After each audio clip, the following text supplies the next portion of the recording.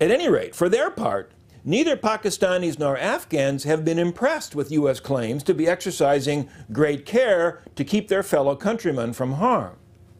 Their unhappiness has had real consequences for the conduct of the war in AfPak.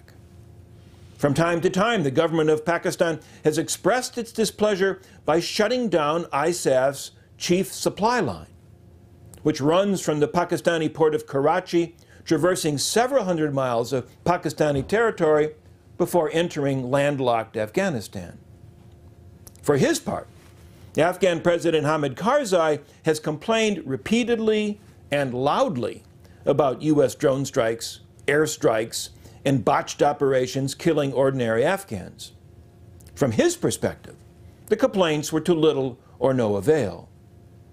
Washington's inability to persuade Karzai that it was taking his admonitions seriously eventually contributed to a near total breakdown of relations with the Afghan president.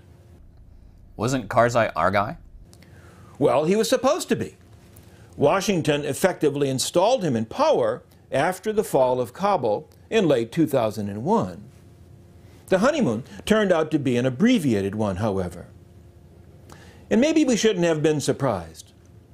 A recurring theme in the history of American imperialism is one of Washington feeling let down, if not betrayed, when the guys we select as our supposed partners turn out to have minds of their own. That was certainly true all throughout the Vietnam War. It was true again in Iraq after we ousted Saddam. It's frustrating. You're spending billions, your soldiers are out there fighting and dying, and the hand-picked foreign leader you're trying to support won't follow orders. At any rate, relations between Karzai and U.S. authorities soured over the course of his 2 terms as president. Karzai resented what he saw as American arrogance and heavy-handedness. The U.S. was unhappy with what they saw as Karzai's ingratitude, incompetence, and sanctimony, not to mention his government's pervasive corruption.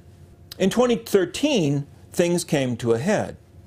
The Obama administration was proposing to maintain a residual complement of U.S. forces beyond 2014, when the American war in Afghanistan was nominally scheduled to end.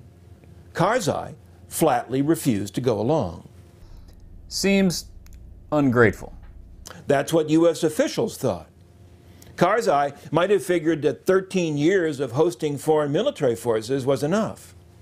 Anyway, Washington was left to hope that Karzai's successor would prove more accommodating.